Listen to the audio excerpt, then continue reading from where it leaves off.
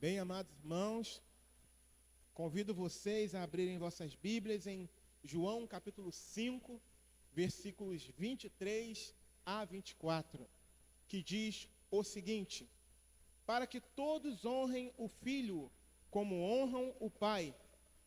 Quem não honra o Filho, não honra o Pai que o enviou. Na verdade vos digo que quem ouve a minha palavra e crê naquele que me enviou, tem a vida eterna e não entrará em condenação, mas passou da morte para a vida. Amém? Amados, esse texto que nós acabamos de ler, ele teve a sua causa, essa fala de Cristo, essas falas de Cristo que a gente vai ver aqui, tiveram a causa depois que o Senhor, ele cura um homem que estava enfermo à beira do tanque chamado Betesda. Já estava ali enfermo há 38 anos, aguardando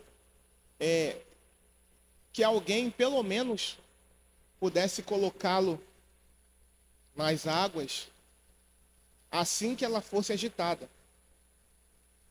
E, no entanto, para esse homem seria praticamente impossível que isso ocorresse. Até porque existiam outras pessoas ali naquele lugar que passavam à frente dele. No entanto, ele se depara com o autor da vida, Jesus Cristo. E Jesus, diante dele, conversa com ele, e Jesus o cura. Jesus dá uma ordem a ele e manda que ele se levante daquele leito, que ele pegue a sua cama e ande. Só que tinha um problema. Não um problema da restauração, não um problema do milagre, não um problema do Senhor em si, o problema da religiosidade, o problema da incredulidade que existia em meio aos religiosos judeus. Porque quando Jesus faz isso, ele arruma um problema com essas pessoas. O homem é restaurado e ninguém dá glórias a Deus, mas reclamam que aquela cura havia sido feita num sábado.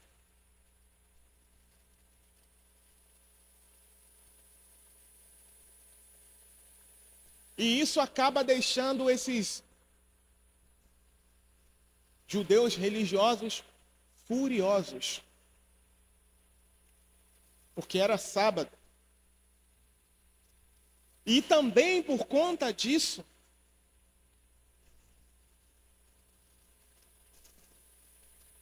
eles começam a perseguir a Jesus. E também planejam matá-lo. Que era alguém que, segundo eles, quebrava o sábado, quebrava a lei de Moisés. Porém, amados irmãos, o que eles não conseguiam entender é que não há bem maior do que entregar os cuidados da nossa vida nas mãos de Cristo. O que eles estavam cegos para enxergar, o que eles estavam cegos em compreender, é que não haveria bem maior do que se submeter a Cristo. Do que se submeter ao senhorio de Jesus. Não haveria bem maior. E nessa noite eu gostaria de compartilhar com a amada igreja, dentro do contexto aqui desse capítulo 5, 3 pontos que poderiam fazer essas pessoas mudar de ideia a respeito de Jesus, mas que inicialmente foram um absurdo, um escândalo para eles, mas que para nós não deve ser. O primeiro ponto: diante desse cenário de milagres que Jesus realizou num sábado, e diante da revolta religiosa, porque foi num sábado, versículo 16, do mesmo capítulo que a gente leu, de João 5,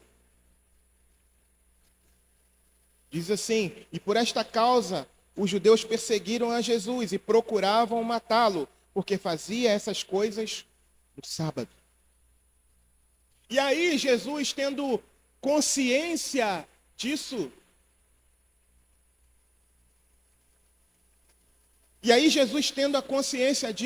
amém, meus irmãos, o que ele faz? Ele responde a essa atitude desses homens. Ele responde à atitude desses religiosos. E aí algo muito interessante, pelo menos para mim, quando eu fiz essa leitura, é que a primeira coisa que Jesus faz, diante de tanta revolta, por causa de uma cura, a primeira coisa que ele faz, ele se declara igual a Deus. Versículo 17. E Jesus lhe respondeu: meu Pai trabalha até agora, e eu trabalho também. Versículo 18. Por isso, pois, os judeus ainda mais procuravam matá-lo, porque não só quebrantava o sábado, mas também dizia que Deus era o seu próprio Pai, fazendo-se igual a Deus. Imagine vocês, uma pessoa que já não estava sendo benquista por esses homens religiosos. Ele ainda tem a ousadia de declarar: eu tenho a mesma essência do Altíssimo. E ponto final. Imagina. Aí que o negócio piorou ainda no coração desses homens. E eu fico imaginando esses religiosos olhando para Jesus e dizendo: esse cara só pode ser um louco. Ou talvez outros dizendo: não, ele mente, ele é um mentiroso. Outros: não, ele é lunático, ele é louco sim. E outros: não, ele está blasfemando contra Deus. Porque eles não queriam acreditar que aquele homem, vindo de Nazaré, era o autor da vida. Mas essa declaração não partiu de alguém que é louco. Essa declaração não partiu de alguém que é mentiroso. Essa declaração era verdadeira e é verdadeira. Jesus não estava ali contando uma piada para eles ou cometendo algum ato de insanidade. Mas ele estava falando sério com aqueles homens céticos, com aqueles homens que sequer acreditavam no próprio Deus. O que Jesus estava fazendo ali era uma demonstração de graça e de misericórdia, a fim de que aqueles homens pudessem cair em si e, de fato, acreditar nele. Mas a dureza de seus corações lhes impedia de enxergar a verdade. E a verdade estava na frente deles. Louco Jesus não era. Que ele estava falando com muita propriedade. Mentiroso também ele não era. Porque como alguém mentiroso se preocuparia em atender à necessidade dos mais humildes? Como alguém mentiroso se preocuparia em obedecer ao Pai? Como alguém mentiroso se preocuparia em não quebrar, inclusive, a própria lei que os judeus diziam que ele quebrava? Em momento algum, Jesus quebrou a lei, gente. Em momento algum.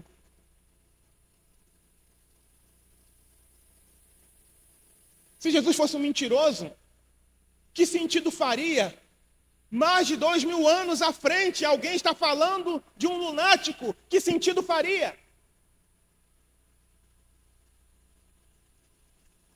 A história dele já teria se desfeito ao longo dos séculos. Mas nós estamos falando do Deus verdadeiro. Nós estamos falando de alguém que verdadeiramente é quem disse que era. E que continua sendo. E que vai ser pelo resto da eternidade. Aquele que era, aquele que é e o que há de vir. Jesus Cristo, o Todo-Poderoso. O Rei dos Reis, o Senhor dos Senhores. O Autor da vida. Ele é o próprio Deus. E de fato ele declarou: eu tenho a mesma essência do meu Pai. Dizendo para aqueles homens com o coração endurecido pela incredulidade. E ainda assim, eles não acreditaram. Ainda assim, eles não quiseram acreditar. E mesmo se Jesus fosse mentiroso, coisa que não é. Em algum momento a mentira ela é descoberta. Isso nunca aconteceu. Jesus sempre falou a verdade. Aliás, não apenas sempre falou a verdade, ele é a própria verdade. Aleluia! Ele é a própria verdade. Homem algum ousaria padecer e morrer por alguém que fosse um lunático, um maluco ou um mentiroso. Jesus teve muitos discípulos. E os principais aqui, pelo menos os 12, tantos outros também, estavam dispostos a morrer por amor a ele. Será que alguém faria isso por um louco? Será que alguém faria isso por um mentiroso? É claro que não. Porque o Espírito Santo, pelo menos aos discípulos, já havia revelado que ele sim era o autor da vida, o Cristo, o Filho do Deus vivo. E por fim, nessa primeira parte, nessa declaração para esses homens furiosos que já estavam maquinando a morte dele, Jesus se declara igual ao Pai em essência, ou seja, o próprio Deus.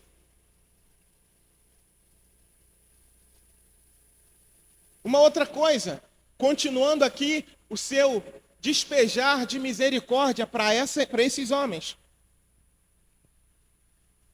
Jesus ele se declara como o autor da vida. Versículo 21 diz assim: pois assim como o Pai ressuscita os mortos e os vivifica, assim também o Filho vivifica aqueles que quer. Olha aí mais uma declaração de Jesus para os incrédulos religiosos, e que soou aos ouvidos dele como mais uma blasfêmia. Sabe por quê? Porque para esses líderes religiosos, a afirmação de Jesus de ter a capacidade de ressuscitar mortos deveria ser atribuída exclusivamente, sabe para quem? Para Deus. A capacidade de ressuscitar mortos era algo inerente, exclusivo de Deus. Como, por exemplo, só um trechinho aqui, de Ezequiel, capítulo 37, versículo 12 a 13, que diz assim: portanto, profetiza e dize-lhes: assim diz o Senhor Deus, eis que eu abrirei os vossos sepulcros e vos farei subir das vossas sepulturas, ó povo meu, e vos trarei a terra de Israel, e sabereis que eu sou o Senhor, quando eu abrir os vossos sepulcros e vos fizer subir das vossas sepulturas, ó povo meu.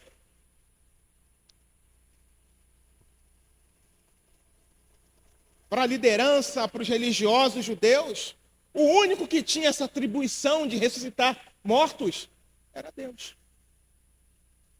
E aí, quando Jesus tem a ousadia de se declarar como o autor da vida, de se declarar que também o Filho vivifica aqueles que quer, eles, sabe, o nível, eu fico imaginando o nível de tensão aumentando, ao invés de, sabe, diminuindo. A partir do momento que Jesus dá algumas declarações, ele só vai aumentando por conta da dureza do coração deles.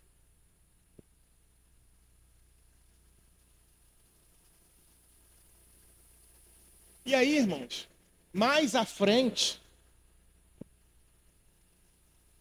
Jesus não é apenas aquele que declara, mas é aquele que também faz.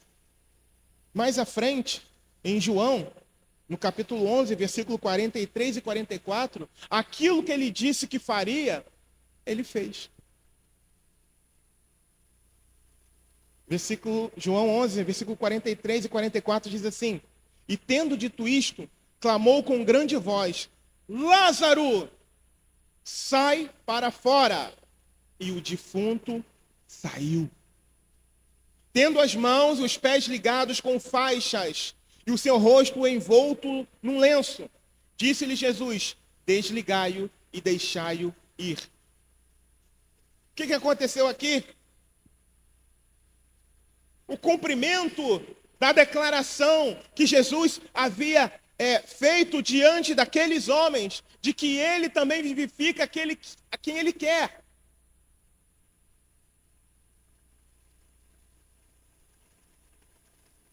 Obviamente, aqui a gente também pode entender que ele está falando não só do corpo, mas da alma também. Mas Jesus vivifica a quem ele quer. E aqui ele dá uma lição. E eu fico me imaginando, puxa vida, por que mais à frente, quando Jesus ressuscitou a um homem que já estava num adiantado estado de decomposição, esses homens não voltaram atrás nas suas atitudes e se renderam a Jesus? Porque eles não queriam perder o status religioso e de segurança, e de uma aparente segurança que o Império Romano proporcionava para eles. Era melhor viver do jeito que eles estavam do que se submeterem a esse homem a quem eles desprezavam. E com essa declaração e com essa atitude, Jesus se torna igual ao Pai também em obras. Ele já era, mas ele primeiro declara que é igual ao Pai em essência, quando ele declara ser igual a Deus. Em segundo lugar, ele se declara ao Pai igual ao Pai em obras, quando ele também diz ser o autor da vida, embora os judeus só acreditassem que Deus pudesse ressuscitar aos mortos. Mas Jesus fez isso. E em terceiro lugar, juiz. Versículo 22 e depois versículo 27. E também o Pai a ninguém julga, mas deu ao Filho todo o juízo. Agora o versículo 27. E deu-lhe o poder de exercer juízo, porque é o Filho do homem.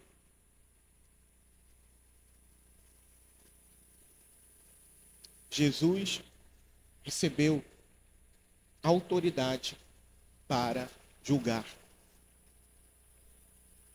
Mais uma vez, para o judeu ortodoxo, o único juiz da terra, o único que tinha competência para julgar toda a terra, quem era? Deus. E obviamente, nenhum ser humano tinha a ousadia de aplicar esse título a si mesmo. Mas Jesus fez. E por que ele fez? Porque de fato, ele tinha essa autoridade. E mais à frente, bem mais à frente, no livro de Atos, diz assim, Atos 17, versículo 30 a 31. Mas Deus, não tendo em conta os tempos da ignorância, anuncia agora a todos os homens e em todo lugar que se arrependam. Portanto, tem determinado um dia em que com justiça há de julgar o mundo, por meio do homem que destinou. E disso deu certeza a todos, ressuscitando dentre os mortos. De quem ele está falando? Jesus. E mais uma vez, Jesus, ele também se torna igual ao Pai na execução do juízo. Eu estava quase me esquecendo de dizer o título dessa mensagem: uma rejeição perigosa. E agora o quarto ponto. No que consiste, então, essa rejeição perigosa? No texto que a gente leu inicial. João 5, 23 a 24.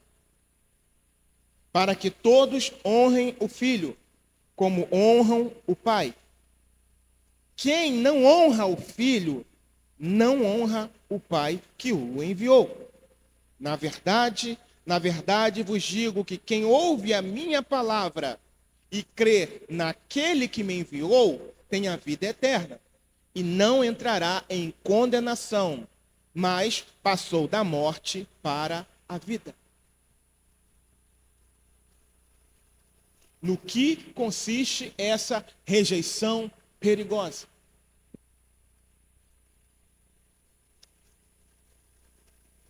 Talvez essa rejeição perigosa não se aplique à maioria de vocês aqui.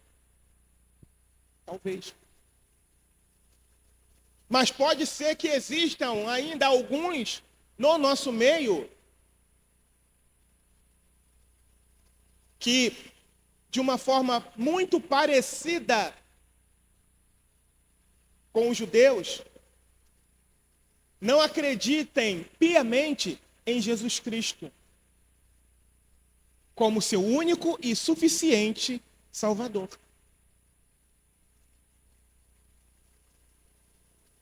Eu já falei várias vezes aqui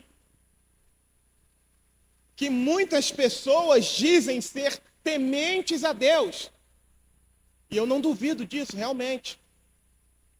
Existem muitas pessoas com quem a gente conversa que não professam a mesma fé que a nossa, que se dizem tementes a Deus, irmãos. E pessoas que oram, pessoas que jejuam, pessoas que fazem boas obras.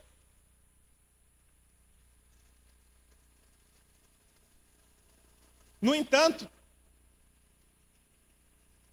para que cada um de nós tenha uma aceitabilidade à luz das Escrituras, para que cada um de nós seja aceito por Deus, nós precisamos passar pelo crivo de Jesus. Nós precisamos pertencer à Cristo. Sem isso, nada feito. Sem isso, não há Deus na nossa vida.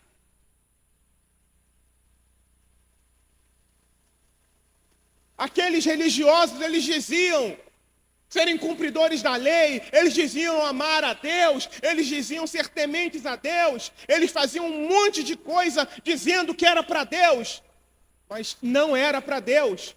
Por quê? Porque o padrão que Deus estabeleceu está em Cristo, o seu único Filho. E sem Ele, irmãos, o homem não tem acesso ao Pai. Por quê? Por causa da nossa imperfeição. Irmãos, Deus não aceita absolutamente nada que seja imperfeito. Ué, então por que você está aí no púlpito falando? Porque o sangue de Jesus me cobriu e me faz ser aceito pelo Pai. Ué, então por que vocês estão aí sentados? Porque o sangue de Jesus nos cobriu e nos comprou novamente para Deus. É isso que diz a palavra.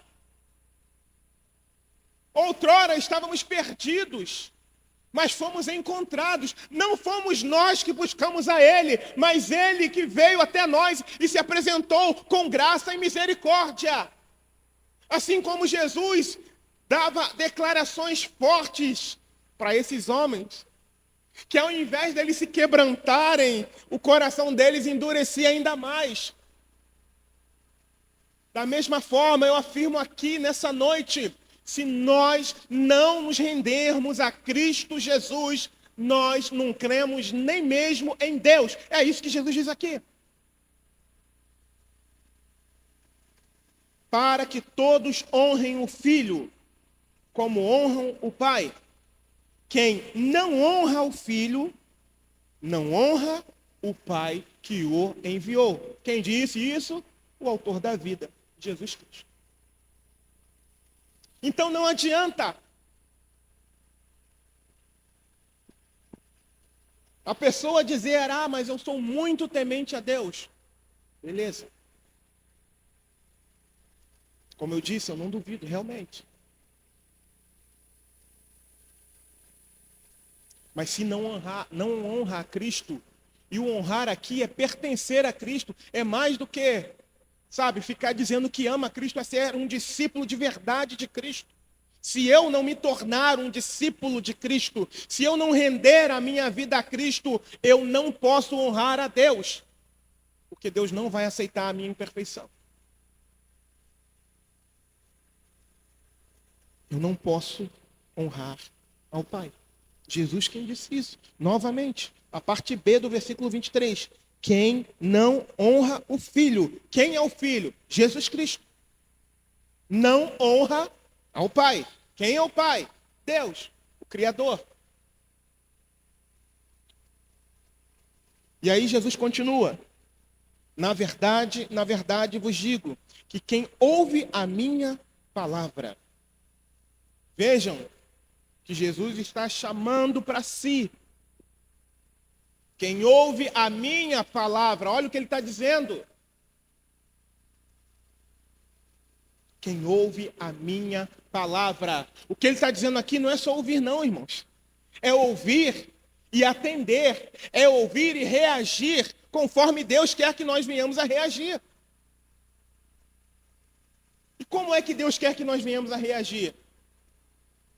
Eu sempre falo aqui, mas eu não me canso de falar. Porque Deus amou o mundo de tal maneira que deu seu Filho unigênito para que todo aquele que nele crê não pereça, mas tenha a vida eterna. É dessa forma que Deus espera que nós venhamos a reagir. Crendo em quem? No seu Filho, para que a partir e através do seu Filho, ele seja honrado por nós. De outra maneira, isso nunca acontecerá. Não. Vamos deixar esse negócio de ser discípulo de lado, vamos deixar esse negócio de Jesus de lado e eu vou direto para Deus. Ok, você pode tentar, mas nunca vai conseguir. Porque o próprio Jesus, ele diz, eu sou o caminho, a verdade e a vida. Ninguém vem ao Pai se não for por mim. João capítulo 14, versículo 6, está registrado. Não há outro meio, não há outro acesso, se não for por Jesus Cristo. Coloca isso no seu coração, abra o seu coração. E entenda, eu sou temente a Deus, ok. E existem muitas pessoas assim, que temem a Deus. Assim como os judeus temiam a Deus, e Paulo fala sobre isso. Eles têm zelo, mas zelo sem conhecimento. E esse zelo sem conhecimento não era suficiente para que eles pudessem ser salvos e aceitos por Deus. Por isso que Paulo orava pela conversão dos seus compatriotas. E da mesma forma, um monte de gente por aí que sai dizendo que teme a Deus, amém, eu creio. Mas teme a Deus sem o devido conhecimento. E sem esse conhecimento, não haverá o favor de Deus. Porque Deus já demonstrou qual é o padrão aceitável por Ele. E esse padrão se chama Jesus Cristo. Não há outro. Não há outro nome, nem acima no céu, nem debaixo do céu, dado entre os homens, pelo qual importa que sejamos salvos. Jesus Cristo, não tem outro, irmãos. Não há outro. Não há ninguém mais poderoso que se assemelhe a Ele. Não há. Ele é o único. Ele é o único. Ninguém mais derramou um precioso sangue naquela cruz para nos comprar novamente para Deus, para pagar a minha e a sua dívida, senão Jesus Cristo. Não há outro, irmãos, não há. E mais uma vez a pergunta, no que consiste essa rejeição perigosa? Negligenciar a Cristo. Negligenciar a Cristo. Se eu negligencio ao chamado de Deus, ao presente. Olha, Deus enviou um presente para mim e para você. E esse presente se chama salvação. E a salvação só pode vir por meio de uma pessoa, Jesus Cristo. Então, se eu rejeito esse presente, eu não tenho parte com Deus. Por mais que eu faça as minhas orações. Por mais que eu seja temente a Deus. E por que eu estou dizendo isso? Porque na Bíblia há relatos de pessoas assim. De pessoas que temiam a Deus de verdade. Por isso que eu digo, eu não falo de ironia não. Que eu acredito quando a pessoa diz que é temente a Deus. Mas que não tem nenhum tipo de comprometimento com Jesus Cristo, eu acredito. Cornélio, lembra de Atos dos Apóstolos? Cornélio foi um deles. Era um homem que jejuava, um homem que costumava orar. Um homem que dava esmolas, um homem muito bem quisto pela sociedade judaica da época. No entanto, irmãos, ele não era salvo. Inclusive as orações e as esmolas dele, o texto diz, subiram até a memória de Deus. O texto fala sobre isso. Mas algo muito importante acontece ali. Por que Deus ouviu a oração dele? Porque eu entendo que ele já vinha orando, pedindo a Deus uma direção, um sinal. E a prova disso é que a resposta vem. Olha, o anjo chega para ele enquanto ele está orando e jejuando e fala, procura a Pedro, que está na casa de um Simão curtidor. Manda ele vir, que ele vai te falar algumas coisas. Essa foi a resposta. Então, por que eu sei que Cornélio estava orando por uma direção correta? Por causa da resposta que ele recebe. E aí ele manda um soldado, pessoas idôneas igual a ele, irem até a casa do Simão curtidor. Ele vai até lá. E Pedro também, essas pessoas não eram judeus, eram gentios. E os gentios e os judeus não podiam se misturar com os gentios. E aí Pedro tem uma visão, antes que essas pessoas chegassem. E a visão consistia em que Deus direcionava Pedro, olha, vai. Virão pessoas te procurar e você vai. E Pedro foi. E Pedro chegando lá, começa a pregar, estou resumindo a história, começa a pregar o evangelho. E as pessoas que estavam ali na casa de Cornélio são batizadas com o Espírito Santo. e logo em seguida são levados ao batismo nas águas. O que aconteceu ali? Uma conversão. Somente depois que eles ouviram a mensagem do Evangelho é que houve a conversão.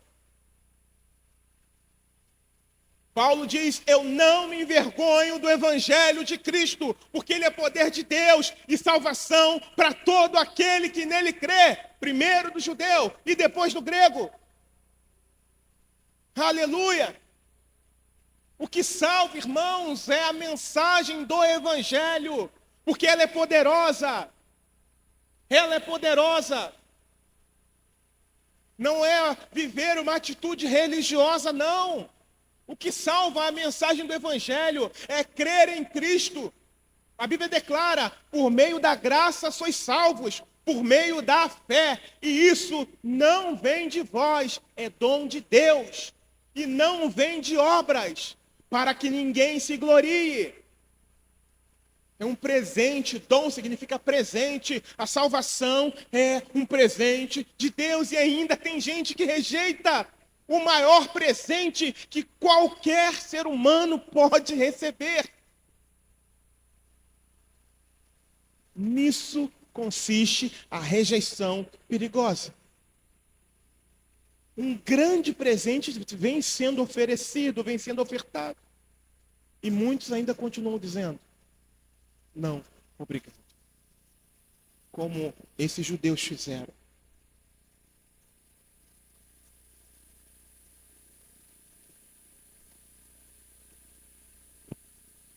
Versículo 24, parte A. Eu já li. Na verdade, vos digo que quem ouve a minha palavra.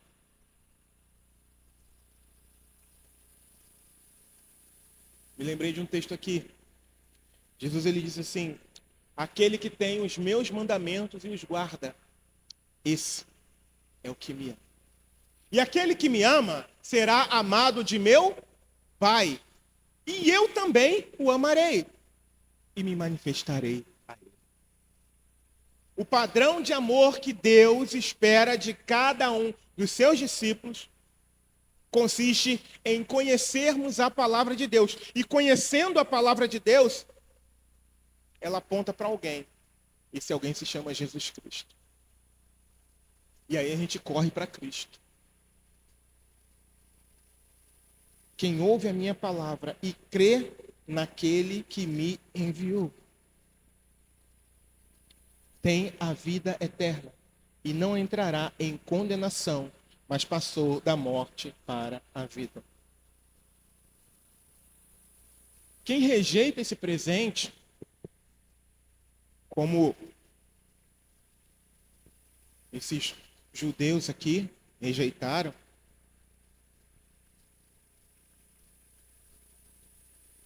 eles entrarão em condenação. Na verdade, não entrarão, desculpa. Eles permanecem em condenação. Porque a condenação é o estado, eu vou usar esse termo, natural para qualquer ser humano que não tenha Cristo. Por melhor que ele possa ser, por melhor que ele possa parecer aos olhos da sociedade. Só que o padrão não é um julgamento social, é um julgamento divino da palavra. O padrão não é o que eu vejo, não é o que eu acho, não é o que eu sei, não é o que eu sinto. O padrão quem estabeleceu foi Deus. E a exigência de Deus é lá em cima, é inalcançável. Por isso que a gente precisa de Cristo. E por isso, que tendo a Cristo, o Espírito Santo habita em nós, para nos condicionar a sermos verdadeiros discípulos dele. Porque se não for pelo Espírito Santo, a gente não consegue. 1 João capítulo 2, versículo 23, corroborando com João 5, 23 e 24, diz assim: qualquer que nega o Filho, também não tem o Pai. Mas aquele que confessa o Filho, tem também o Pai. Então, a condição para que eu seja aceito por Deus está em Jesus Cristo. Ah, mas eu sou temente a Deus. Serve a Jesus? Não. Eu não vou desacreditar a pessoa. Mas se eu tenho intimidade com ela, eu vou dizer, olha, mas a Bíblia diz, se você não tiver um encontro com Cristo, você não pode ser aceito por Deus, por causa dos seus pecados. Por causa da sua condição imperfeita, por causa da nossa condição imperfeita. Eu precisei correr para Cristo, para que Deus me aceitasse, para que Deus me livrasse da ira vindoura. Porque há uma condenação e a gente não pode esconder isso. O amor de Deus é imensurável, é grande e já foi provado. Vocês sabiam disso? Vocês sabiam que Deus já deu provas do seu imensurável amor? Está na Bíblia. Mas Deus prova o seu amor para conosco em que Cristo morreu por nós, sendo nós ainda pecadores. Olha que grande prova. Imagina eu odiando a Deus e Deus já provando o amor dele por mim. Que com as minhas atitudes demonstrava que eu era inimigo dele. É assim a vida de qualquer um que não é discípulo de Cristo. É inimigo de Deus, segundo o que dizem as Escrituras. Então, continuando aqui na pergunta, no que consiste a rejeição perigosa? Consiste em viver para mim mesmo. Consiste em não reconhecer a Jesus Cristo. Consiste em insistir que eu tendo a Deus, eu fazendo minhas orações. Aliás, eu quero até abrir um parênteses aqui. A gente está vivendo um período agora, e aí aplica-se realmente a nós aqui de dentro, membros dessa igreja. A gente está vivendo um período de um monte de crente ficando em casa. Ontem ou anteontem, uma antiga colega de trabalho, ela fez contato comigo pelo Instagram. Tempão que eu não a via, fiquei feliz quando ela fez contato. E aí eu perguntei, e aí, o filho, e você, como é que você está? Ah, estou trabalhando em tal lugar assim. Lá em Icaraí, que foi meu último local de emprego, né? E aí ela falou assim, mas eu perguntei se ela estava congregando, e ela disse, não, mas eu continuo fazendo minhas orações em casa. Não, irmãos, não.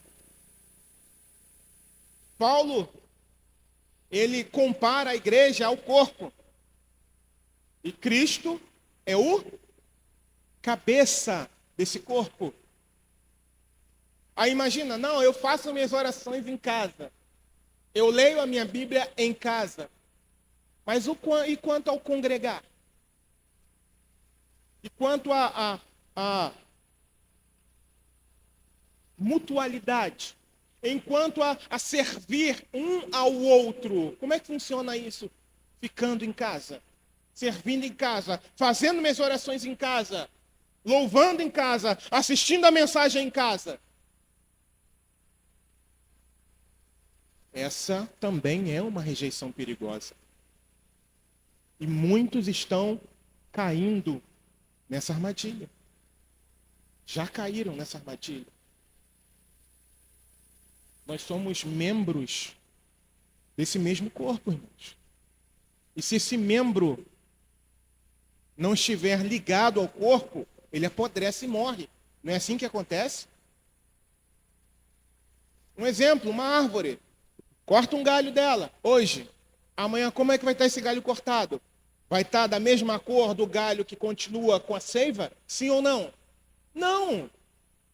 Então como é que alguém vem dizer para mim? E não é uma crítica, eu disse isso para ela. Falei, olha, eu não vou te criticar não. Eu não sei o que houve, não sei o que aconteceu. Mas você precisa voltar. Falei, se houve algum problema de pecado, abandone-o, arrependa-se e retorne. Falei isso para ela. Se houve algum problema Lá onde você estava, procure por um outro lugar. E eu disse isso para ela. Olha, o apóstolo Paulo compara a igreja com um corpo humano. Um corpo tem vários membros. E se a gente arranca qualquer partezinha desse membro, essa parte arrancada, ela apodrece e morre. Então não adianta esse argumento. Falei, eu não estou te criticando. Aí ela entendeu. Falo isso por amor. Falo pela palavra, com o temor do Senhor. Pode ser que alguém aqui já esteja, sabe, nessa vibe. Ou alguém que esteja assistindo pela internet. Ah, igreja, não vou dar spoiler não, tá? Eu ia falar o nome de um programa que tem aí, né? Mas não faça isso. Essa é uma rejeição perigosa também. Mas fechando parênteses e voltando aqui. Qualquer que nega o filho também não tem ao pai. Está aqui. 1 João, capítulo 2, versículo 23. Está registrado. Então não tem como a gente dizer, ah, Senhor, mas ninguém me falou. Não, estava registrado. Na palavra, na minha palavra. Estava registrado na minha palavra. Então, finalizando. Como? O que é que eu devo fazer?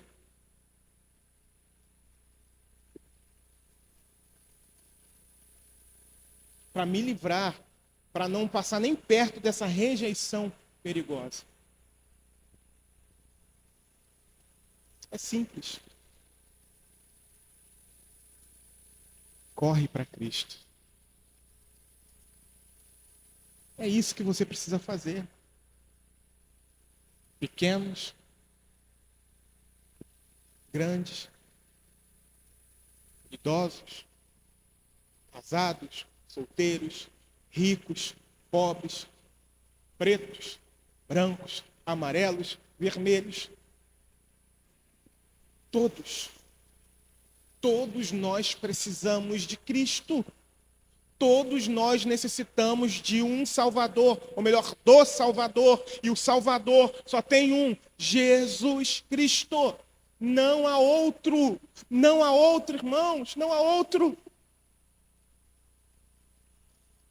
Eu preciso aceitar esse presente. Embora eu tenha a opção, eu tenho sim a opção de rejeitar. Você tem a opção de rejeitar. Mas lembre-se, toda semeadura é opcional, mas a colheita será obrigatória.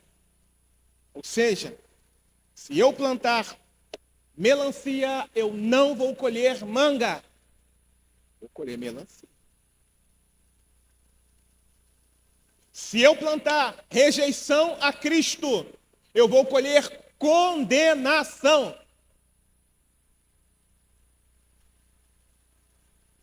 Vocês entenderam? Ah, é coisa da Igreja Bíblica Cristã. Não, está aqui na Bíblia. Inclusive a gente leu aqui o texto.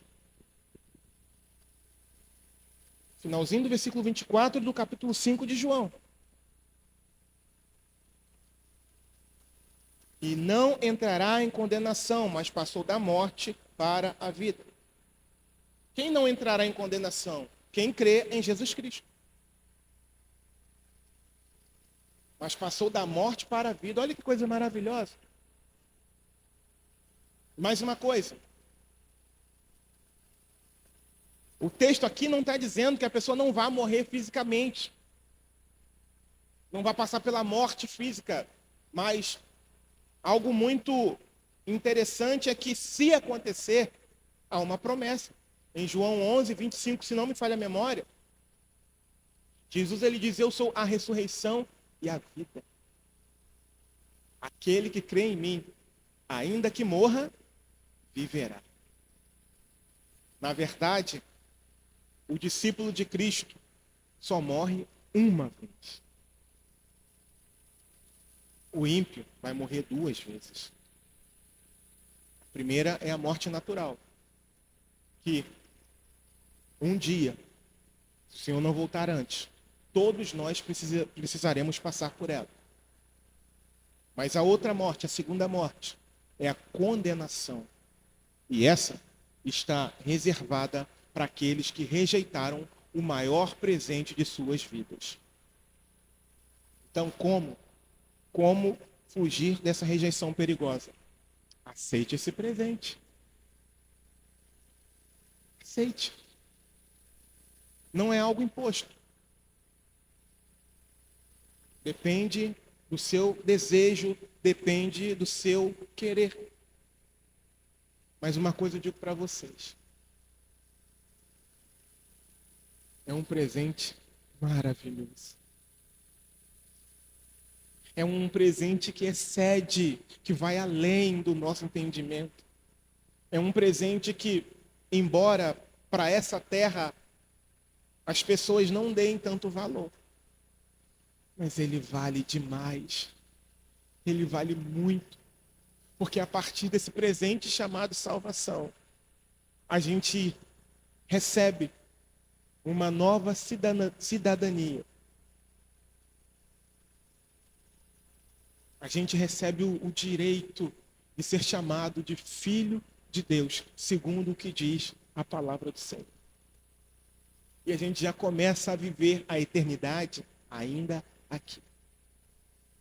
Embora a plenitude dela só vai ser revelada lá na glória. Mas a gente já começa a viver aqui. Teremos lutas? Muitas. Jesus nunca enganou a gente. No mundo, tereis aflições. Tem de bom ânimo, eu venci.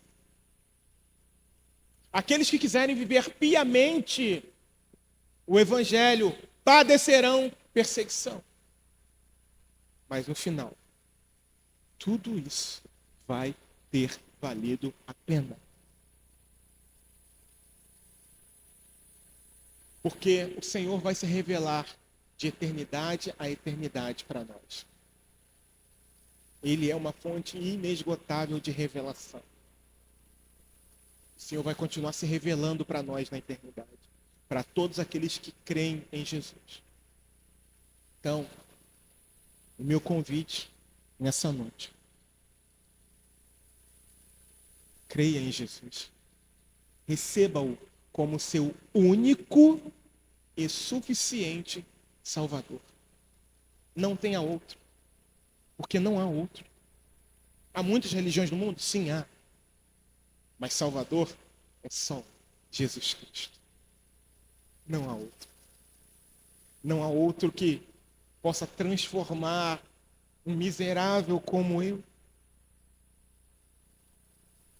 num ser aceitável por Deus. Só Ele pode fazer isso. Com qualquer um de nós. Então receba a Jesus Cristo como seu único e suficiente Salvador. Abandone, se arrependa de todos os seus pecados e viva como um verdadeiro discípulo de Cristo. Eu quero convidar você a se colocar de pé.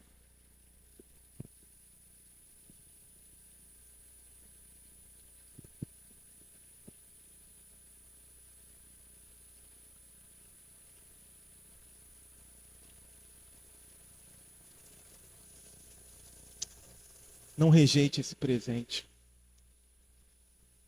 Não se rejeita o presente de um rei. Ainda mais um presente tão precioso quanto esse. Ainda mais um presente tão precioso quanto esse.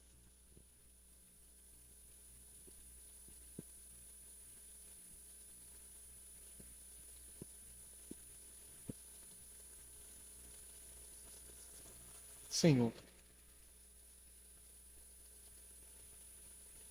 eu quero entregar nas suas mãos, ó Pai, esse momento. E pedir ao Senhor para fazer a obra que eu não posso fazer. A minha função é ser um atalaia. A minha função é proclamar. Mas quem salva é o Senhor, quem convence do pecado, da justiça e do juízo é o Senhor. Então, Deus, eu te peço que o teu Espírito Santo venha tocar em cada coração aqui. Se há pessoas aqui, sejam crianças, sejam adolescentes, sejam adultos, sejam idosos, que ainda têm vivido nessa rejeição perigosa, que eles se arrependam de seus pecados e se voltem verdadeiramente e completamente para ti, Senhor. Em nome de Jesus. Que o teu Espírito Santo faça essa obra maravilhosa. Uma obra gloriosa que pertence somente a ti, Jesus. É no teu nome santo que eu te peço, Pai. Amém, Jesus. E amém.